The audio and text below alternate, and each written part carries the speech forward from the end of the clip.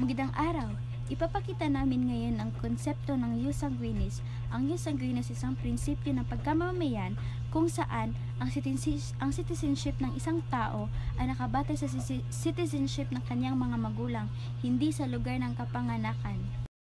Nay, nandiyan ba naman tinanong? Japanese citizen ba ako? Hindi, dahil Pilipino kami lang tatayo, ang sa amin ka nakatayo. Besh, sa Japan ka magpinanganak, nanay ng mga Japanese. Hindi, kasi yung mama ko at papa ko Pilipino. Iyan ay dahil sa jus sanguinis o royal of blood. Sa prinsipyong ito, ang pagkamamayan ng bata ay nakabatay sa citizenship ng kanyang mga magulang.